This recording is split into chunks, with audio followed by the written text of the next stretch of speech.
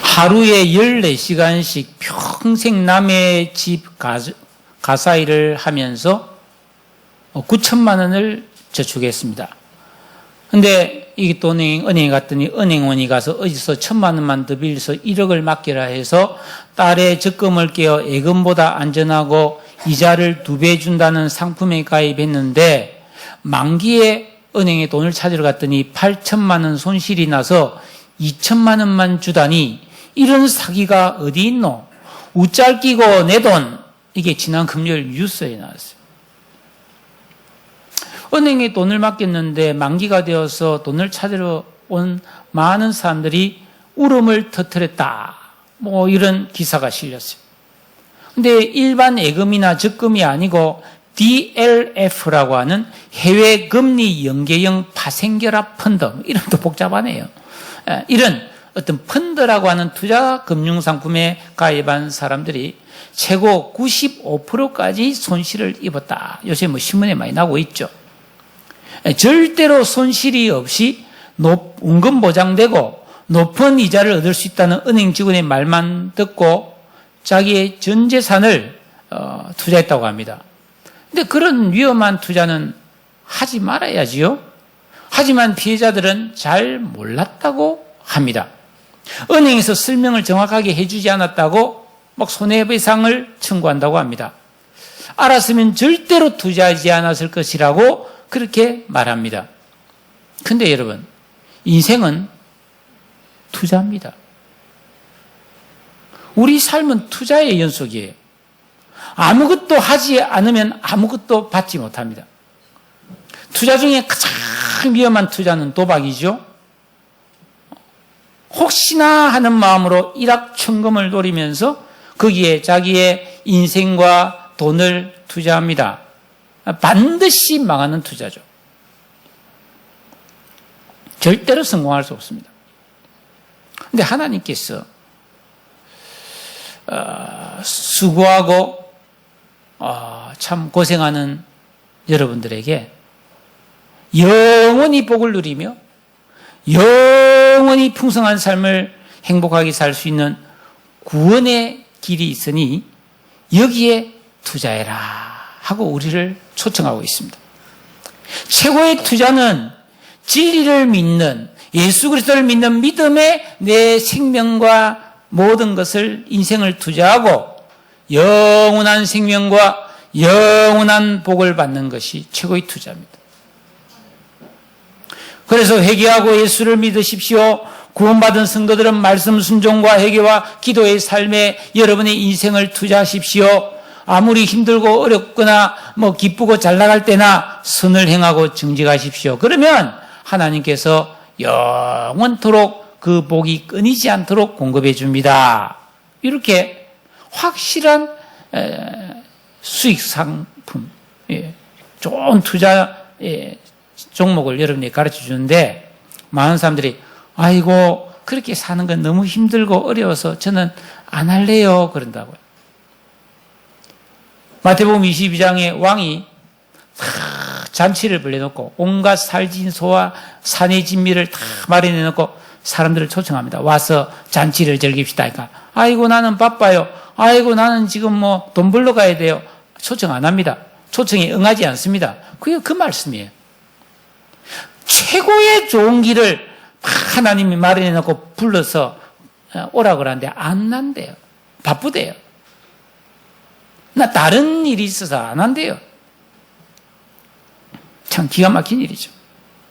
고집스럽게 자기 방식대로 살면서 엉뚱한 곳에 인생을 투자해서 고생은 고생대로 하고 빈털터리가 되어서 안개 같은 삶을 살아가고 있는 사람들이 허다한 것이 오늘날 이 세상입니다. 여러분, 하나님은 모든 좋은 것을 다 가지고 계십니다. 정말 좋은 것의 근원이시며 그 자체이십니다. 하나님만이 우리의 참다운 복이 되십니다. 이 사실을 알고 믿음으로 사모하며 사는 사람이 그 영원히 수익을 얻고 복을 누리게 되는 거죠. 그러면 어떤 사람이 그 복을 누릴 수 있을까요? 자, 학생이 학교 생활을 할 때 빈둥빈둥하면서 시간을 보내면 미래가 없습니다. 제가 학교 교사를 할 때 이 학교였는데요. 공부를 잘하는 이런 학생들은요, 뭐 학교에서 간부를 맡아가지고 막 쉬는 시간에 선생님한테 수시로 불려와서 막 이런저런 심부름을 해야 돼요. 그렇잖아요. 반장을 불러서 야 이거 해라 이거 해라 이거 해라 전달해라 뭐 이렇게 하고 또 와서 뭐 청소도 하고 막 바빠요. 그리고 수업 시간에 눈을 바삭바삭하면서 수업 듣고 막 필기하고 외우고 막 그럽니다. 그러니까 공부 잘하는 애는 바빠요 학교에서. 근데 공부를 관심이 없는 애들은 완전 노라리. 그때 학교 안에 매점이 있었는데 쉬는 시간만 되면 막 그거 쪼르륵 달려가서 뭐 얄궂은 도나츠, 밀키스 막 먹으면서 사탕 먹으면서 얼마나 학교를 재미나게 다니지 몰라. 그때 미래가 없어요. 미래가 없어요. 여러분 인생을 재미나게 사는 게 중요한 게 아니에요. 열심히 살아야 되는 거예요. 올바르게 살아야 돼요. 여러분 사람이 무엇이건 의미 있는 것을 이루려면 결단을 내려야 됩니다. 천국 가려면 나 천국 가고 싶다고 해서 되는 게 아니고 천국 그 자체이신 예수를 믿고 예수를 내 마음에 모시고 살아야 됩니다.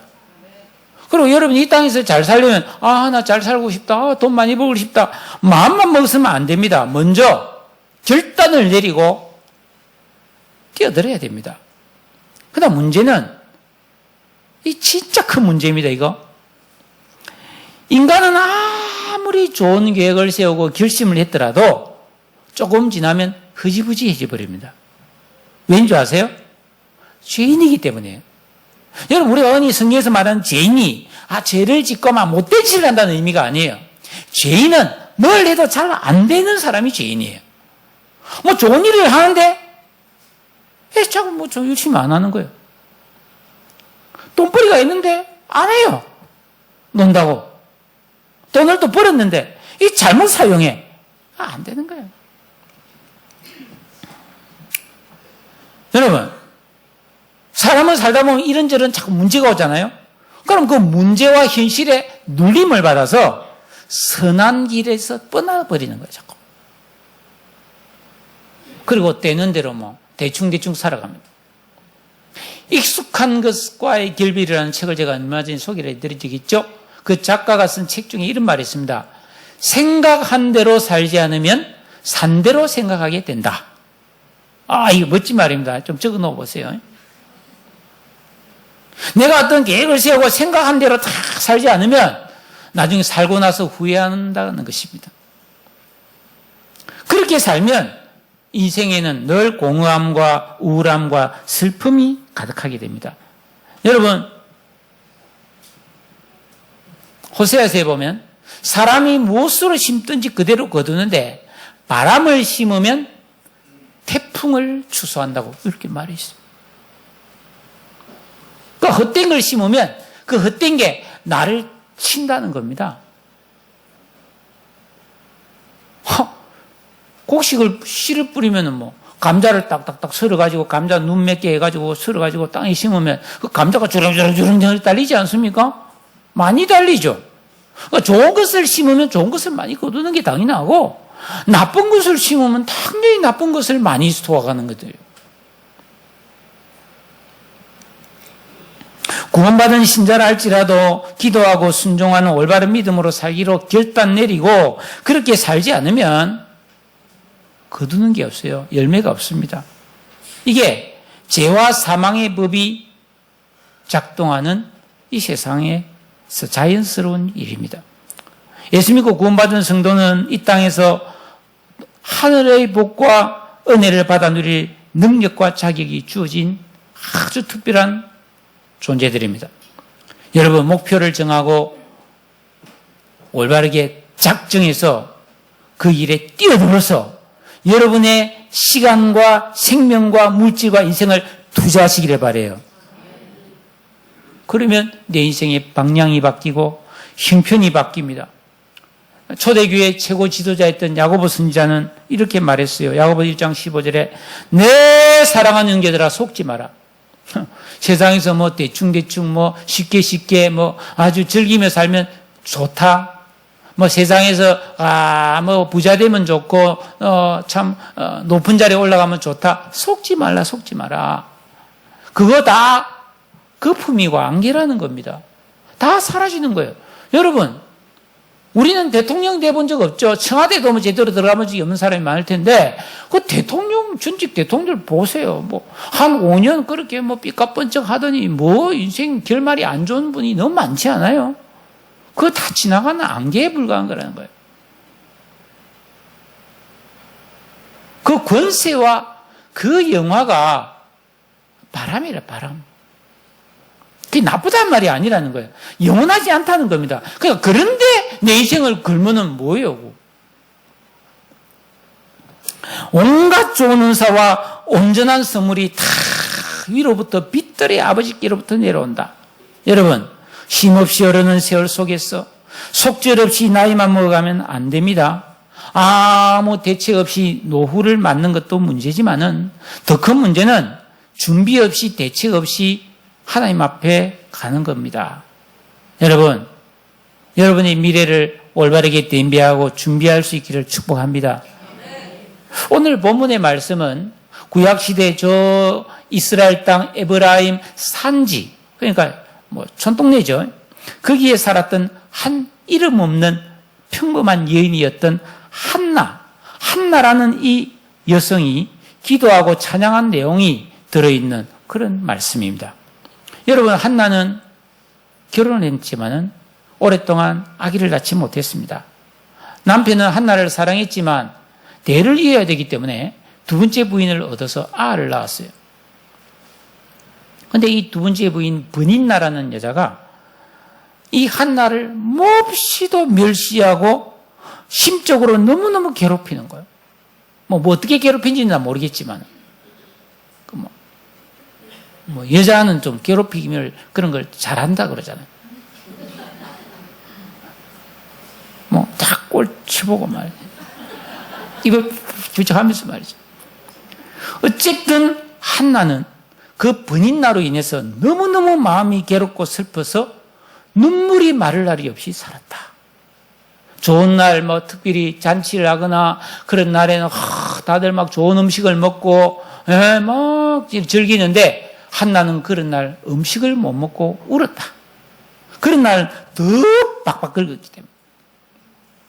그런데 중요한 사실은 한나는 그렇게 고통스러운 상황 속에서 자기 애를 아주 고통스럽게 만드는 이 번인나와 딸짓 듣고 싸우지를 않았다는 거예요. 똑같이 욕하고 똑같이 미워하고 싸운 게 아니고 그 괴로운 시절에 자신의 마음과 시간과 생각을 하나님께 투자하기로 작정하고 결단을 내리고 간절히 기도하면서 보냈다는 거예요. 시간을, 자기의 노력을, 자기 마음의 힘을 하나님께 투자했다는 거예요. 본인하고 싸우는데 투자하지 않았어요. 여러분, 인생의 시간은 지나가는 거잖아요. 그래서 원통함과 격분됨이 너무 많아서 솔직하게 이것을 하나님 앞에 다 쏟으면서 하나님께 자신을 드렸어요. 그래서 여러분 사무엘상 우리 앞에 봤죠. 1장 10절 11절에 보면은 한나가 마음이 괴로워서 여호와께 기도하고 통곡하며 서원하며 이르되 만군의 여호와여 만일 주의 여종인 저의 고통을 돌보시고 저를 기억하여 주의 여종을 잊지 아니하시고 주의 여종에게 아들을 주시면 내가 그를 평생에 하나님께 바치겠습니다. 자, 이 기도를 보면 결론은 아들 주세요라는 내용인데 아니에요. 이 기도 내용을 보면 딱 3번 나는 주의 종입니다 이런 말이 3번 나오고 있어요. 이게 무슨 신앙입니까? 하나님을 내 인생의 진정한 주인과 왕으로 모신 깨어있는 신앙이란 거지. 누가복음 17장에 어느 날 제자들이 예수님께 와서 예수님, 우리가 믿음이 없어서 맨날 주님께 혼나는데 저희들에게 믿음을 좀 더해 주십시오. 그러니까 주님이 믿음은 내가 주는 게 아니야. 너희 가운데 겨자씨 한 알만한 믿음만 있으면은 이 산이 들려 저 바다에 던지지.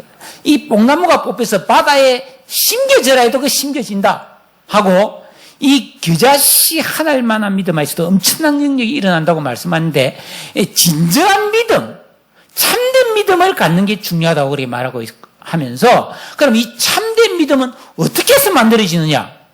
여러분 이거 잘 들으십시오.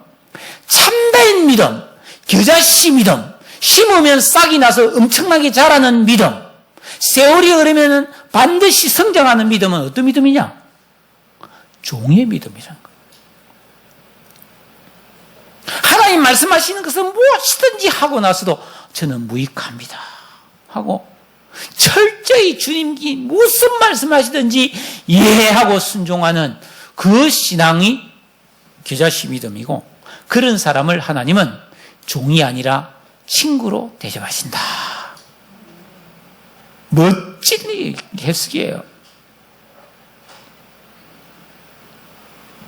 그 한나가 이런 믿음으로 기도하니까 겨자씨 믿음이잖아요. 그러니까 당연히 한나는 기도 응답을 받아서 사무엘이라는 멋진 아들을 출산합니다. 그리고 하나님 앞에 기도한 대로 이 아이를 딱 젖될 때까지 철저히 가정에서 신앙교육을 시켜요. 그리고 젖을 딱 되자 예쁜 옷을 한 벌 탁 지어서 입혀가지고 딱 성전에 가서 제사장에게 탁 바칩니다. 그래서 그 후에 1장 27절 28절 봐보세요. 2장 1절 바로 위에 있습니다. 이 아이를 위하여 내가 기도했더니 내가 구하여 기도한 바를 여호와께서 진지라. 그러므로 나도 여호와께 이 아이를 드리는데요, 평생에 여호와께 평생을 드립니다. 대단한 여자죠. 그러고 나서 보세요. 이 눈에 넣어도 아플 것 같지 않은 이 예쁜 아들, 이 사무엘이 나중에 보면 알지만 이스라엘의 위대한 인물이 되는데 어릴 때부터 얼마나 예쁘고 총명했겠어요. 얘가 떨막떨막 눈이 바짝바짝 하면서 말이죠. 요 애를 말이죠, 그 성전에 탁 맡기고 돌아서서 집에 올 때 이 한나가 막 펑펑 울면서 아이고 내 아들, 그런 게 아니고 너무 기뻐서 기도하고 찬송한 내용이 오늘 이 말씀이에요. 기가 막히죠. 그러니까 여러분 이 감성입니다. 기뻐할 일을 기뻐할 줄 알고 슬퍼해야 될 것을 슬퍼할 때, 그러니까 하나님이 보실 때 기뻐하는 일을 기뻐하고 하나님 보실 때 울어야 될 때 우는 게 올바른 감성이거든요. 근데 막 쓸데없는 일에는 막 드라마 보면서 울고 말이죠. 진짜 울어야 될 때는 안 울어.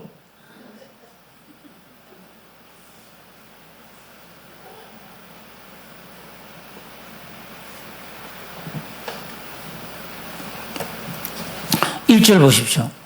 한나가 기도하여 이르되, 그러니까 이 내용은 한나의 기도 내용인 동시에 이 기도라는 단어의 의미가 찬송이라는 의미도 있습니다.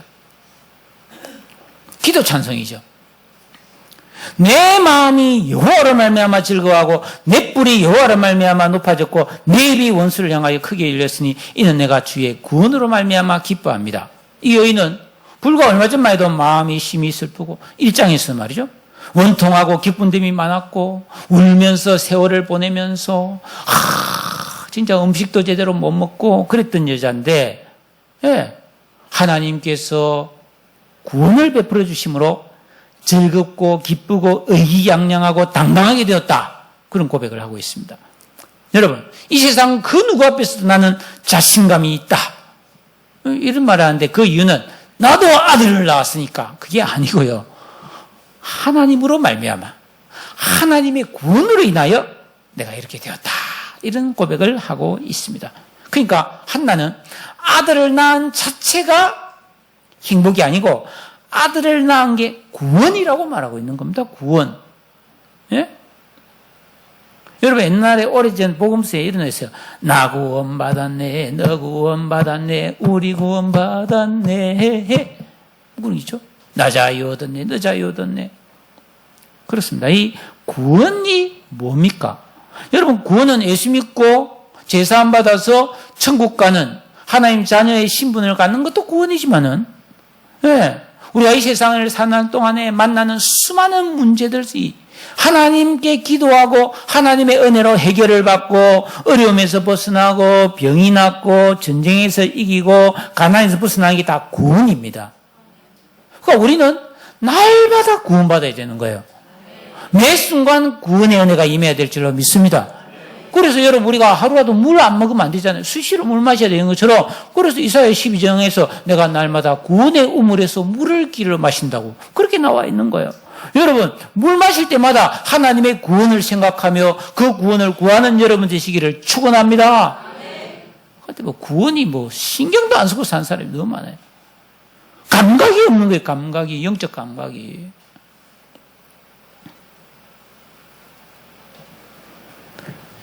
계속되는 이 한나의 기도를 관찰해 보면 이건 단순한 기도가 아니고 아름다운 신앙 고백인 동시에 엄청난 영적인 예언을 담고 있습니다. 왜냐하면 한나가 영의 사람이니까 기도한 중에 하나님께서 너는 내게 부르짖으라 내가 내게 응답하겠고 네가 알지 못하는 크고 비밀한 일을 내게 주리라 한 것처럼 한나에게 비밀한 것을 자꾸 깨닫게 해주니까 한나가 기도하는데 막 비밀을 말하는 거예요. 막 예언을 하는 거예요. 와, 이때 한나의 영적 상태가 얼마나 행복했겠어요. 2절 3절 보니까 하나님같이 거룩하신 이 같고 주밖에 다른 이 같고 우리 하나님 같은 반석도 없습니다 하면서 하나님의 성품과 유일하심과 그 신능력을 증거하고 있어요. 또 심히 교만한 말을 다시 하지 말 것이며 오만한 말을 너희 입에서 내지 말지어다. 여호와는 지식의 하나님이시라 행동을 달아보시느니라. 한번 따라합시다. 하나님은 지식의 하나님이시라. 행동을 따라보시느니라. 여러분 성경에 보면 부부간에도 지식을 가지라고 말하고 있어요. 이 남자가 뭘 좋아하는지, 뭘 기뻐하고, 뭘 싫어하는지, 이 여인은 무엇을 좋아하고 무엇을 싫어하고, 어떨 때 참 기뻐하는지, 그런 걸 지식을 알아야 된다. 그러니까 알아야 올바른 관계를 맺을 수 있다는 겁니다. 그러니까 하나님도 이런 말씀을 기록하신 분이기 때문에 우리를 다 아는 지식을 가지고 있어요. 그러니까 그 지식으로 하나님은 우리의 행동을 딱 달아본다는 겁니다. 여러분, 다니엘 7장인가요? 그 느부갓네살 아들 벨사살, 바벨론 왕 벨사살이 어느 날 귀인들을 모아놓고 잔치를 여는데 예루살렘 성전에서 탈취해온 그 성전의 하나님의 그 성전 그릇, 금그릇을 딱 가져와서 거기 술을 막 마시면서 금, 은, 동, 철, 나무로 만든 신들을 찬양했어요. 그러니까 하나님께서 요놈 봐라. 벽에 막 사람이 손이 딱 나오더니 몸은 없고 손만 딱 나와서 글을 쫙 영석, 이 세상에 없는 언어로 글을 쫙 쓰는 거예요. 그때 이 벨사살 무릎이 들들들들 떨렸어요. 저 글을 좀 해석해봐라. 해석한 사람이 없어요. 그런데 영감의 사람 다니엘이 해석을 해주잖아요. 그 내용이 뭡니까? 메네 데겔 우바르신. 너 내가 따라보니까 기틀부개밖에 안 돼. 너 안 되겠다. 너 오늘 밤 너 죽고 네 나라 망한다. 그거를 쓴 거예요. 그날 밤 벨사살 죽고 바빌론이 멸망하고 페르시아가 그 나라를 삼키죠. 역사적 사실입니다.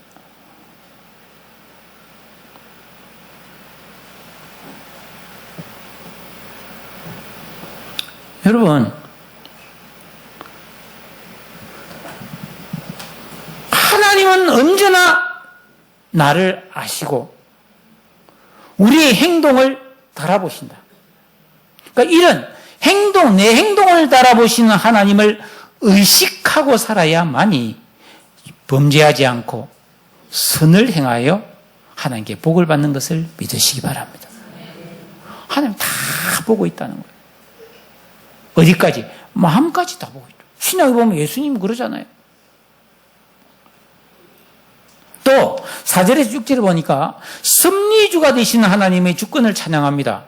용사, 풍족하던 자는 낮추시고 넘어진 자 줄이던 자는 넉넉하게 하시고 하나님은 죽이기도 하시고 살리기도 하고 스월에 내리기도 하고 올리기도 하고 가난하기도 하시고 부하기도 하시고 낮추기도 하시고 높이시기도 하신다. 그러니까 인간의 생사하복, 잘되고 못된 것이 하나님의 뜻에 달려 있음을 한나는 알았습니다. 그러니까 자기를 괴롭히는 그런 사람과 맞서지 않고 하나님 앞에서 승부를 걸고 거기에 인생을 투자해서 거기서 복을 받아낸 사람이 한나임을 믿으시기 바랍니다. 내가 누구랑 싸워서 그 사람한테 이겨서 내게 복이 오는 게 아니라는 겁니다. 그거는 허탄한 투자예요. 남는 게 없어요.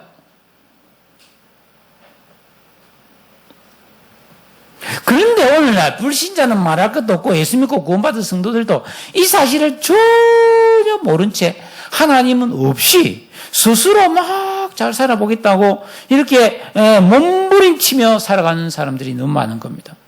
여러분은 그렇지 않지요? 이 사실을 알고 계십니까? 한나의 계속되는 멋진 신앙 고백을 보십시오. 8절에 하나님이 가난한 자를 진토에서 일으키시고 빈궁한 자를 거름더미에서 올리사 귀족들과 함께 하시고 영광의 자리를 차지하게 하신다. 여러분 여기서 말하는 가난하고 빈궁한 자가 누굴까요? 바로 우리들입니다. 바로 우리들이에요. 왜? 에베소 2장 1절 이하에 보면은 너희의 허물과 죄로 죽었던 너희를 살리셨다. 또 함께 일으키사 그리스도 예수 안에서 함께 하늘에 앉혀주셨다. 로마서 8장에 우리가 아직 하나님 앞에 죄인 되었을 때 우리가 하나님 앞에 원수 되었을 때 우리를 위해 생명을 바침으로 하나님께서 우리에게 대한 자기의 사랑을 확증하셨다고 그랬습니다. 여러분 이 사실만 깨달아도 겸비할 수밖에 없어요. 예? 우리를 왕같은 제사장으로 높여주셨습니다. 아멘. 오직 전능하신 하나님, 사랑의 하나님만이 하실 수 있는 위대한 구원이요 엄청난 은혜요 한량없는 축복임을 여러분 믿으시고 감사하시기를 축복합니다. 감사해야 되는 거예요. 항상 뭐든지 감사해야 돼요. 내가 힘들고 어려워도 감사할 일밖에 없어요, 여러분. 8절에 보면 또 땅의 기둥들은 여호와의 것이라 여호와께서 세계를 그 위에 세우셨도다. 이 앞에 지금 신축 건물이 하나 올라가고 있는데 제가 이 건물을 세우는 과정을 자세히 봤습니다. 다 땅을 파서 그 밑에다가 막 엄청난 이게 철근을 쳐서 공고리를 하고 그 위에 철근 기둥을 세워서 거기를 또 세멘트로 부어가지고 기둥을 만들고 그 위에 집을 세운 거예요. 자, 하나님께서 이 천지 만물, 우주 만물을 창조하실 때 하나님이 다 기둥을 세워놨다는 겁니다. 어떤 기둥입니까? 눈에는 안 보이지만 달은 달대로, 지구는 지구대로, 태양은 태양계대로 다 그에 맞춰서 돌도록 딱 질서와 기초를 잡아놨다는 겁니다. 이 기초가 흔들려버리면 어떻게 되겠어요? 여러분 태양계가 흔들려버리면 이거 살 수 있어요? 여러분 하나님께서 자연의 질서를 딱 기둥 세워놨잖아요. 봄, 여름, 가을, 겨울이 쫙 돌고 또 때로는 태풍이 불어서 대기를 순환시키고 비가 내려서 또 정발돼서 구름이 되고 그 빗물을 나무가 묻고 있다가 다 시내가 되고 그게 강이 되어서 바다로 흘러가고 이 하나님이 이 천지 만물에게 질서를 세우면서 거기에 기둥을 딱 세워놨어요. 그러니까 우리는 이 하나님의 질서 속에서 살아가는 것이 순리라는 겁니다. 그걸 알고 내가 예를 들어서 여러분 이제 곧 가을이 되고 겨울이 오잖아요. 그러면 미리 딱 준비를 하고 있어야죠. 그래서 날씨가 추워지면 따뜻한 옷을 쫙 입고 이게 순리잖아요. 또 더워지면 가볍고 시원한 옷을 갈아입는 게 이게 순리에 적응하며 사는 거죠. 근데 나는 이번 겨울에 나시 촬영으로 반바지로 내가 한번 살아보겠다 하고 자기가 그렇게 살면 어떻게 돼요? 그건 하나님의 질서에 대항하는 삶이기 때문에 반드시 타격이 오잖아요. 농부도 마찬가지죠. 봄에 벽실을 뿌리는 것은 순리죠. 근데 자기는 막 봄에는 나는 놀고 나는 어디 가을에 한번 농사를 지어봐야 돼. 가을에 막 모내기를 내가지고 막 겨울 내내 막 하나님 앞에 기도를 막 했다.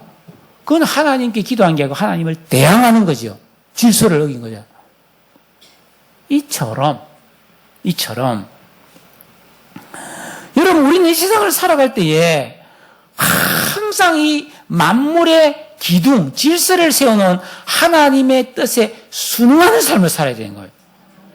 그래서 기도하고 예배하고 헌신하고 순종하고 다 이렇게 살아야 되는데 그럼 복을 받는다는 거예요. 그런데 이게 우리가 오늘 읽은 말씀 바로 밑에 12절에 보니까 그 당시 대제사장 엘리의 아들 제사장들은 행실이 나빠서 여호와를 몰라서 그 순리를 어기는 삶을 살다가 집안이 멸문당하고 한날 한시에 이 엘리의 두 아들이 죽잖아요. 겁나는 이야기예요. 10절에 보니까 여호와를 대적하는 자는 산산이 깨어질 것이라 하늘에서 천둥 번개로 그들을 치시리로다. 하나님이 심판주입니다.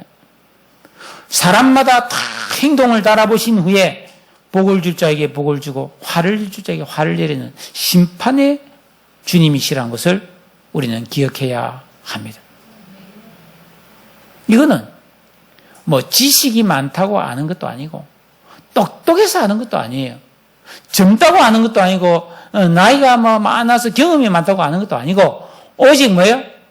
하나님 말씀을 올바르게 깨달아야만이 순종할 수 있는 것입니다.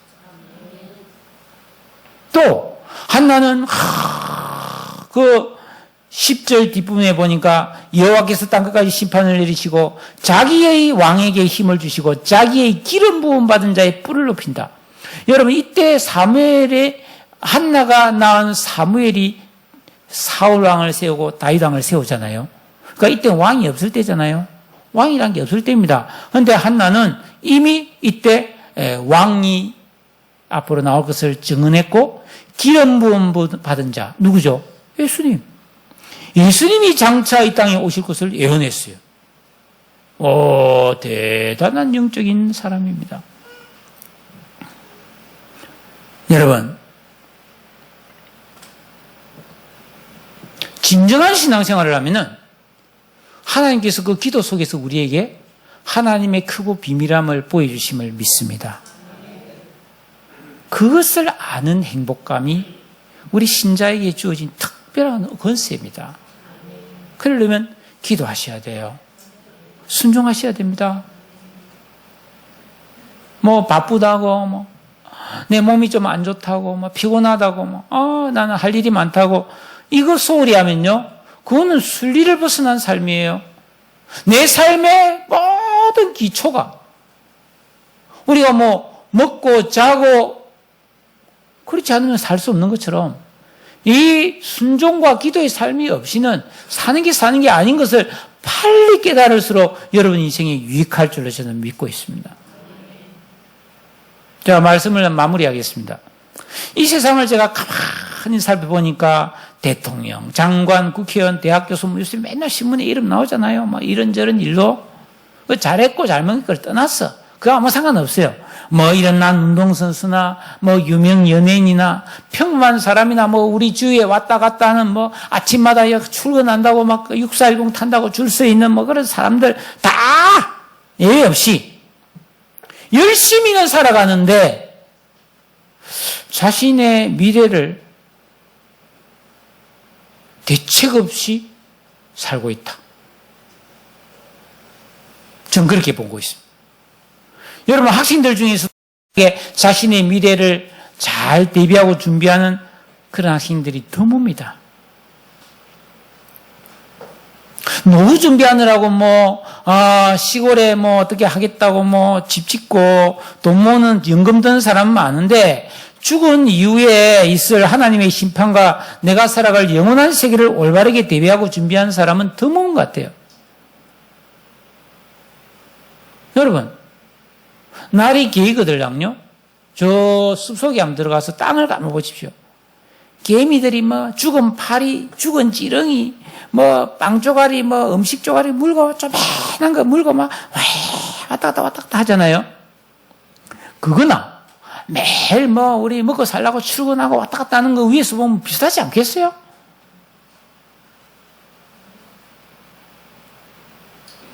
그게 나쁘단 말이 아니잖아요. 우리는 그런 미물인 개미하고 다르잖아요. 우리 영의 존재니까 우리는 이 말씀을 아니까 우리가 그렇게 인생을 열심히 일도 하고 살아가지만은 내 미래를 올바르게 대비하고 준비하는 투자를 안 하면 안 된다 이 말입니다. 제가 매주 순종과 기도의 삶을 살면서 하나님을 내 인생의 주인공으로 모셔서 여러분의 미래를 대비하라고 이렇게 외치고만 듣는 사람이 별로 없는 것 같아요. 소수예요, 소수. 그래도 저는 계속 외칠 겁니다. 네. 한 사람이라도 듣고 깨달아서 진정한 구원의 사람이 되면 참 그것이 저의 면류관입니다. 자, 마지막으로 점검합니다. 다시 한번. 여러분, 내가 살아가는 동안에 내 기분, 나의 외모, 나의 건강, 나의 실력 다 안개와 같은 거예요. 다 사라지는 겁니다. 추석 때, 음악 추석 때, 뭐 인터넷에서 이런 이야기 했더라고. 어떤 90대 할아버지가 80대 할머니한테 추석날 맞았다는 거. 왜 맞았느냐? 산에 누워 있어야 되는데 집에 누워 있다고. 이런 이야기가 나오는데, 저는 그 이야기를 보면서, 야, 가족도 영원한 가족이 아니다, 말이야.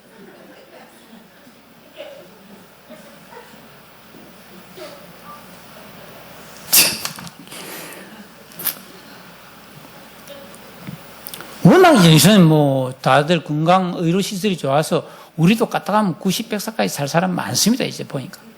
근데 단순히 오래 사는 게 중요한 게 아니죠. 100년 살아도 그 잠깐입니다, 여러분. 여러분, 80, 90 먹으면 그 사람이 뭐, 젊을 때 잘생긴 게 무슨 소용이 있으면 다 똑같이.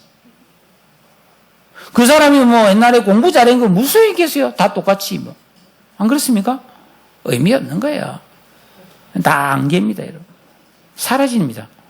그런데 우리가 올바른 마음을 먹고 이 흐르는 세월 속에서 내 생명과 시간과 물질을 다 올바르게 투자하면 영원한 복을 누릴 수가 있습니다. 이 세상에서 누구보다도 행복하게 살 수 있고 잘 될 수 있습니다. 지금 내 삶이 괴롭고 원통할지라도 한나처럼 하나님이 어떤 분인지를 알고 기도하는 사람이 되시길 바랍니다. 한나는 단순히 기도 많이 한 사람이 아니에요. 하나님을 정확하게 알고 계명을 지키는 깨어있는 신앙이 되어서 하나님의 뜻대로 기도했다는 게 중요합니다. 중요합니다. 딴지 뭐 줘야 한다고 그게 된 게 아니다는 거예요. 철저히 하나님 말씀대로 순종했던 그런 여인이었어요. 여러분, 내 인생의 감격과 행복은 하나님이 함께 하셔야 됩니다. 올바르게 믿고 행하면 누구에게나 주시는 겁니다. 우리 가을인데 이제 다음 주 지나면 이제 해피데이 전도도 하고 용기를 내서 40일 특별 새벽기도회를 시작합니다. 기도할 수 있는 최적의 조건을 갖추고 여러분과 기도하려고 합니다. 그래서 이번 주제는 따라합시다. 기도 시간에 복을 주시네. 기도 시간에 복을 주시네. 기도할 시간에 복을 받자 하는 게 주제고, 또 한 가지는 기도는 그럼 어떻게 해야 되는가? 기도의 방법은 따라합시다. 하늘과 바람과 별과 기도. 좀 뜬금없죠, 그죠? 그 윤동주 시집의 이름이 하늘과 바람과 별과 시잖아요. 제가 남들 고민하다가 그래, 이번 기도는 하늘과 바람과 별과 기도다. 자, 하늘에 계신 우리 아버지. 바람 같은 성령. 성령의 바람이 불어오게 하자. 별, 주는 저 산 밑에 백합 빛나는 새벽별. 그러니까 하늘과 바람과 별은 하나님, 성령님, 예수님. 삼위일체 하나님과 동행하는 기도다. 그렇게 이제 제가 나름대로 정했는데 좀 괜찮은 것 같지 않나요? 여러분들이 이 40일 새벽 기도에 여러분이 좀 결단을 내리십시오. 일단 한번 투자해 보십시오. 상당히 좋은 수익이 날 거라 생각하고 엄청난 유익을 하나님 주실 걸로 믿고 여러분 이 같이 한번 기도하면서 이 독일 시인 라이너 마리아 릴케가 가을엔 기도하게 하소서 김현성 시인도 그죠? 가을엔 기도하게 하소서 그런 시를 썼는데 여러분 가을은 독서의 계절이 아니고 가을은 기도의 계절입니다. 기도하겠습니다. 하나님 아버지 감사와 찬송을 드립니다. 거룩감질 참으로 하나님을 사랑하는